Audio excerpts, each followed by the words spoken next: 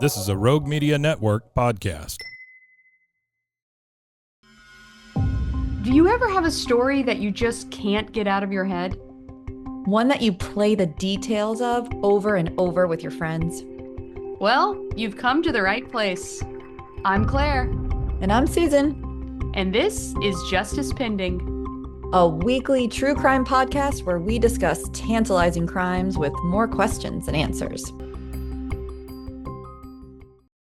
Hey everyone, welcome back to Justice Pending, the podcast where we dive into unsolved cases, legal twists, and the mysteries that keep us up at night. I'm Claire. And I'm Susan. And today we're talking about a case that is as baffling as it is tragic. The murder of Elizabeth, she went by Liz, Barraza, a 29-year-old woman who was gunned down in her driveway while setting up for a garage sale. Yeah, this case really has everything. A killer caught on camera, a clear getaway vehicle, and yet 6 years later, no arrests. And Susan, the more you dig into this case, the more frustrating it gets. Oh, 100%. It's one of those cases where you think this should have been solved by now, but here we are, still asking the same questions. Let's break it down. Okay, so let's go back to the morning of January 25th, 2019. Liz was in the driveway of her home in Tomball, Texas, setting up for a garage sale. And this just wasn't any garage sale. She and her husband, Sergio, were about to celebrate their 5th wedding anniversary with a trip to Orlando. It's actually going to be Harry Potter World. She had already packed her Gryffindor suitcase, and she was hoping to make some extra cash for souvenirs. A fan, relatable. And who doesn't want extra spending money for a vacation? Exactly. So it was 6:52 a.m. when a black Nissan Frontier crew cab truck pulls up in front of her house. Ooh, which, by the way, has never been found. They've never found the vehicle. Yeah, and that's wild to me. The killer gets out of the truck and walks up to Liz. Surveillance video shows them exchanging a few words. Some people have said they think they can make out her saying good morning. And then, bam, 4 shots. Oof, 1 to the neck, 2 to the chest, and the final shot, execution style, to the face. It's absolutely brutal. And then, as if that's not chilling enough, the shooter comes back moments later and drives past the house again. That kind of makes it feel personal, right? Like they're checking. Ugh. Yeah, and it's also like so methodical and, Creepy. It stands out that this wasn't a robbery. Nothing was taken. Here she is setting up for the garage sale and they don't touch anything. They just kill her and flee and then make one last lap to make sure that she's down. The killer used a revolver, which actually doesn't leave shell casings behind. Oof, feels like that the killer premeditated that, like really thought this out. And where's the husband in all this? Where's Sergio? So he had just left for work and they had a doorbell camera so you can actually see him leave. And then just minutes later, the vehicle drives past the house and that's when it goes down. So it really seems like the killer was watching the house, waiting for Liz to be alone. And it just doesn't make any sense. She was a completely normal person who didn't have any known enemies. She was not living some kind of double life. I mean, at this point, people have done a deep dive on Elizabeth Barraza, and no one has found anything untoward. She was just like a loving person. She loved Harry Potter. She loved Star Wars. She contributed to tons of charities. She was beloved, and she had so many friends. And it just really doesn't make sense. People have wondered, is this a case of mistaken identity? That, that she actually wasn't the intended target. Obviously, the person who killed her thought that they were killing the right person, intentionally killed her. It was no accident. But did they think that she was someone else? Right. Oof. Yeah. So let's talk about the investigation. Liz's murder was caught on multiple security cameras, and despite that, the killer hasn't been identified. Yeah, and this is where it gets weird. Investigators believe the suspect was disguised, like maybe wearing a wig or somehow making themselves appear shorter or bulkier than the person actually was.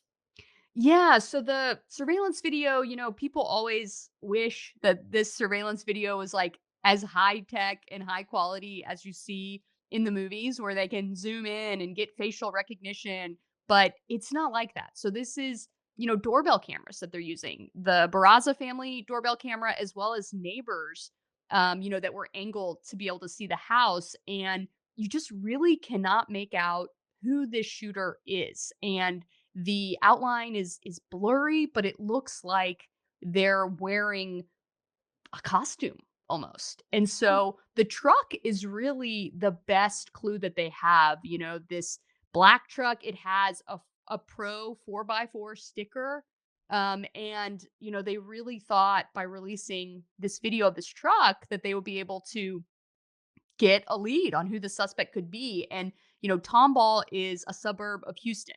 So this is a huge area, a huge city, right? And the idea that they're looking for a black truck, whew, gosh, got I to be mean, how many black millions. trucks? There must Yeah, be as so you know, many. Houston, Texas. This is truck town.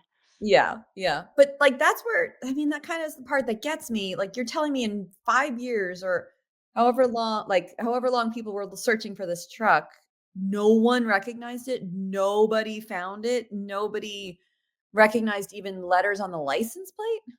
Yeah, unfortunately, it's a lot like some other cases that we've covered, including Missy Beavers. This Yeah, Missy Beavers case just keeps coming back to us. yeah. But the idea that the surveillance video wouldn't be able to capture the license plate, it's a real problem.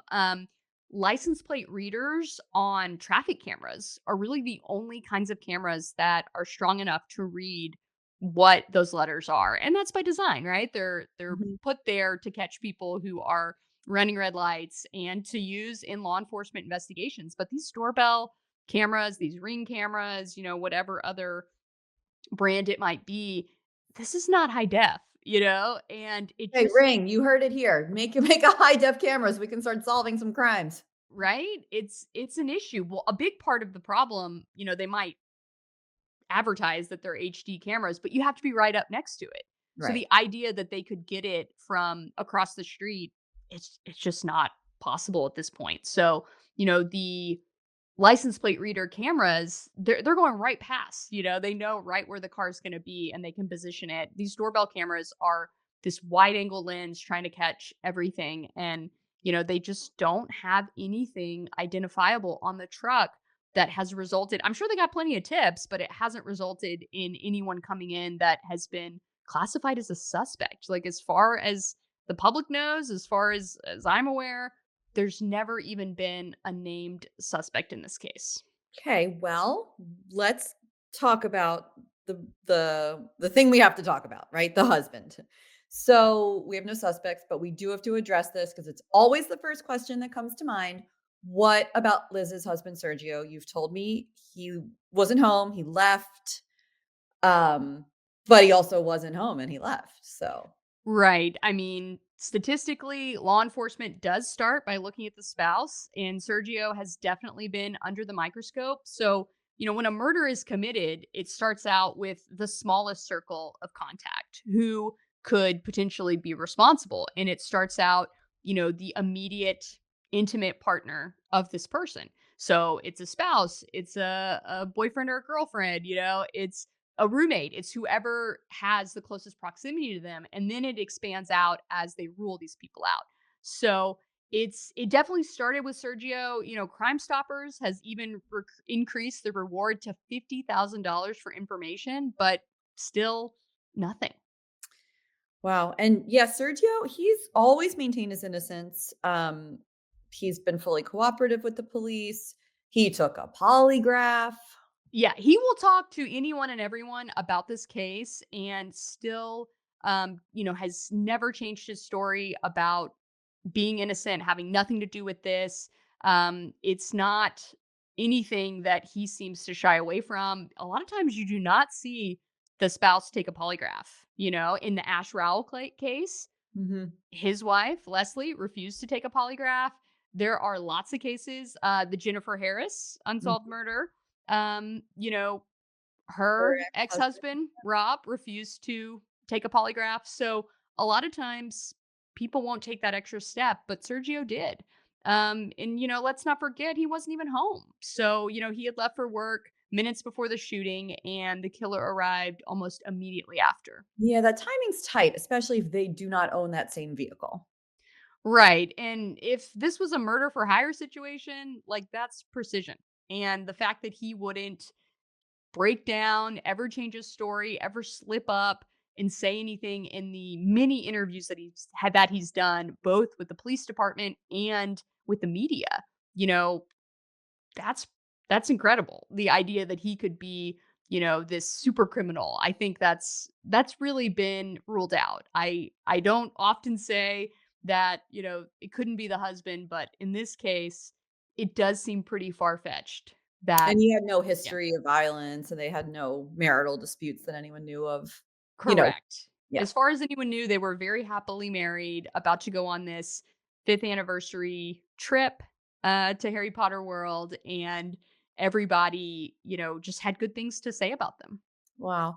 I think one of the reasons people sort of are still questioning him, Sergio, is because he did remarry within 2 years of his first wife's murder.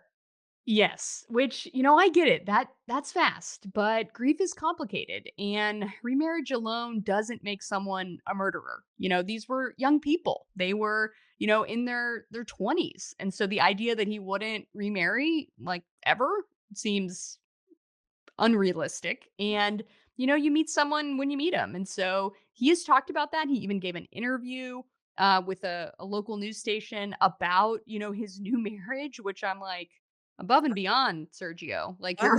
you're even willing to say, TMI, like, Sergio. yeah. So he talked about how he met, his new wife, and she had recently lost a family member. And so like they bonded over that. And it is like 2 years and, it's not 2 weeks. Yeah. So I give him credit for um, coming forward with it, for sharing, being an open book. And she even took a polygraph. Sergio's new wife took a polygraph. Wow. So they really aren't hiding anything. And these polygraphs, they're not admissible in court because they are so stressful. Right. And the way a polygraph reads is it just has indications of stress, and that's what it uses to say that you're lying. So, if you're just overly anxious about the fact that you're being interviewed about an unsolved murder, you Right. could actually fail a polygraph. And while that wouldn't be admissible in court, it would cause the police to continue to look at you and to use that as probable cause, in some cases to get a warrant maybe or to continue to keep you on, a suspect list. And so that hasn't happened here. So the fact that these two people have been able to withstand all the scrutiny, that I give them a lot of credit for that. That stands out to me. Yeah, and it sounds like they met after the fact. So it's not, Correct. wasn't like she was in the picture and everyone's raising eyebrows. So, okay, we'll let him off the hook then for Yeah. that. But I think, until the case is solved, people are always going to have questions. They're going to look at all the people in her orbit. Yeah, and her family is so dedicated to getting justice for Liz. They have a website, Who Killed Elizabeth Barraza, and it's just full of information about her life. It's really an incredible tribute to her, and they have not given up hope. That this case will be solved. Yeah, and I think, the Harris County Sheriff's Office says that this is not a cold case, so it's still an active investigation, and they're still tracking down leads and following tips and using whatever new technology comes to light, so, maybe we will get answers one day. Yeah, I really hope so. I think that her family has been through so much to have this violent death of their loved one and to have her taken so suddenly. But they haven't, given up and they've kept her case in the spotlight, hoping that someone will come forward. Yeah, which is exactly why we're talking about it today. on justice pending. It's a perfect case for justice pending. Someone out there absolutely knows something. Yes. And, if that's you, Crime Stoppers is offering a $50,000 reward for tips leading to an arrest. You can call 713-222-TIPS if you have any information on the Liz Barraza murder. All right. So before we wrap up, Claire, what's your gut feeling on this one? So, I do think that this is a case of, you know, a personal grudge. I think someone wanted Liz dead. Maybe it was a hit. Maybe it was someone who had their own reasons, but I don't think it was random. The only other scenario that I have gone over in my head is that it was a case of mistaken identity Yeah. and that, they got the street wrong. They got the location wrong because this was a garage sale she's setting up for early in the morning and not that many people knew about it. It wasn't like, they had blasted out some flyer all over, Houston. It was really, Sergio has said that it was really just their neighbors, their friends and family, some of her coworkers that knew about it. And so, how would anyone know that, she was going to be there? And obviously, those people have all been looked at. Her neighbors, her coworkers, the police wondered, okay, they knew she was having this garage sale and they looked for suspects there and nothing panned out. So, to me, I think I'm split between whether, Liz had wronged someone and they came after her, or that it's a case of mistaken identity. I totally agree. And I really think we all want to know what was said in those last 6 seconds before the shooting. Yeah, that really could be the key to everything. It could reveal a motive, it could reveal some type of identifying information, but for now, we don't know what was said. So, what do you all think? If you have theories, let us know. Yes, go to justicepending.com, click contact us, and send us your thoughts on this case and any of the other ones we've covered. And if you enjoyed this episode, make sure that you follow Justice Pending wherever you're listening right now. Write a review, give us those 5 stars. We're always glad to hear from listeners. And we'll be back next week with an all new case. Until then, stay safe, stay curious, and keep questioning everything. Especially when there's a killer on the loose. For sure. Justice Pending is recorded in Dallas, Texas for Rebel Studios. It's hosted by me, Claire Sanama, and Susan Passoni. Our theme music is Bending Truth, licensed at premiumbeat.com. We appreciate all listener feedback. Leave a review wherever you're listening right now, and we might read it on the air. This has been a Rogue Media Network production.